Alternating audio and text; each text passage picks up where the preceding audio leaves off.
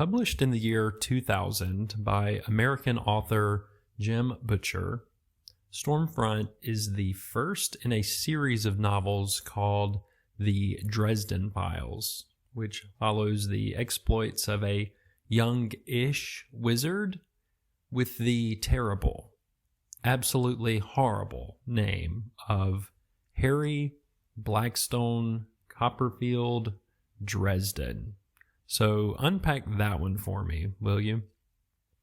The series is currently comprised of 17 novels, and Stormfront is currently sitting at 3.9 stars out of 5 on Goodreads, and that is composed from 347,000 ratings and over 20,000 reviews. So lots of people have read this book.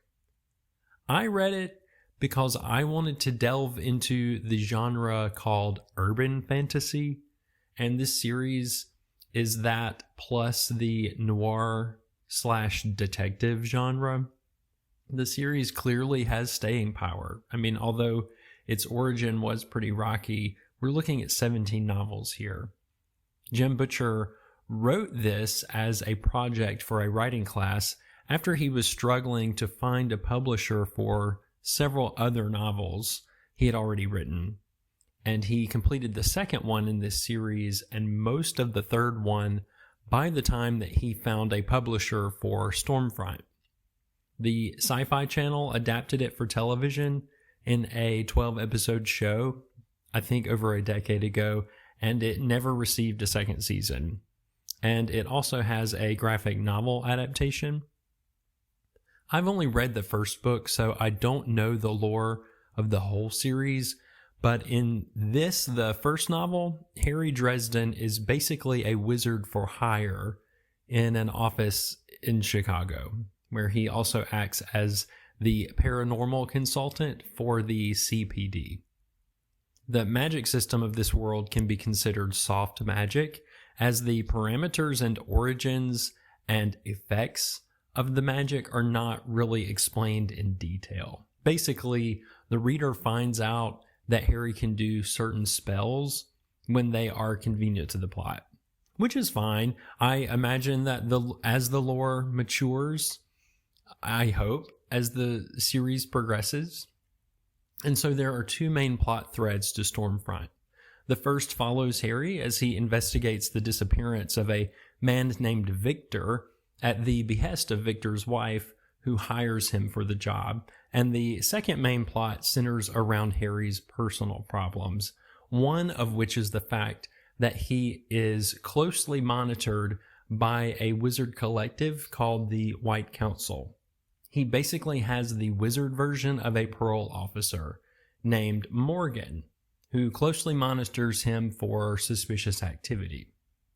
The problem, though, is that if Harry is suspected of illicit magical activity, he will be executed by the White Council, and unfortunately, he quickly becomes the suspect of several violent magical murders.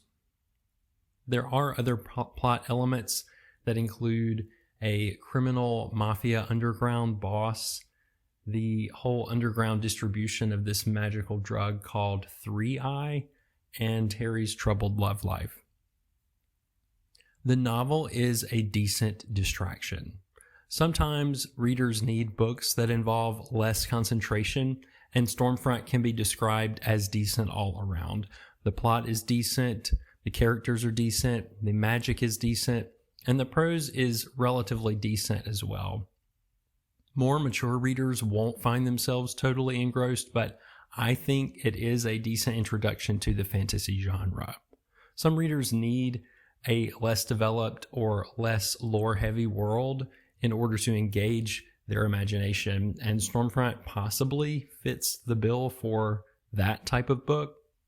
Now, Harry as a character, he acts like a stereotypical edgelord and is even dressed like one on the book cover, which in my opinion really dates the book, and I think honestly is a bad first impression. It tries to imitate what nerds thought looked cool in the 90s and the early 2000s, which is the long duster jacket and the Matrix kind of vibe. So the cover's kind of cringy. And even the character of Harry definitely has a Reddit edgelord type personality. He thinks in jokes and he makes these one-liners. So readers will not find any sort of profound insights or major character development in this story. But Harry does have a friend in the police department named Karen Murphy. She is a little better as a character, although, frankly, she also feels like the stereotypical female cop from a 90s movie. I think the setting is probably the most interesting part of the novel. Harry Potter, as we know it, set the standard for magical stories that take place in our real world, at least in my generation. But this book brings that concept to an American city. Magic and magical forces are all around humans here in this world, and several of the creatures are actually pretty interesting. At one point, Harry is stalked and attacked by a frog creature in a trench coat, which is something you won't get from Tolkien, but it's goofy enough to be memorable. The stakes also feel pretty high because Harry has to find Victor before the next thunderstorm or he will explode from the inside out, which is pretty dramatic. The magic is probably one of the weaker parts of the book. Harry will occasionally use a lightning bolt or a force push or a summoning spell without much lore explanation, which is less sophisticated than other fantasy books that have magic fleshed out beyond the kind of tired video game type magic, the basic Dungeons and Dragons type spells. But overall, this book is fine for reading on the beach or reading a chapter or two and then putting it down for several months. When you pick it back up, it won't take much to remember what's going on.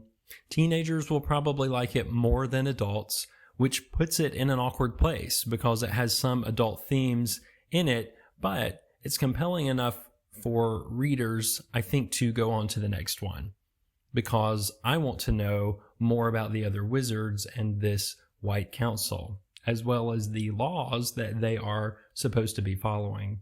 I was never bored while reading it, which is a huge requirement I have when reading, and so that is basically an automatic 2-star minimum. For all of these reasons I listed, and because I think the first Dresden novel is decent all around, I give it a decent score of 3 stars out of 5. Thanks for listening. If you like what you heard, please like this episode so I know what people want to hear. Subscribe as well for more reviews, and happy reading.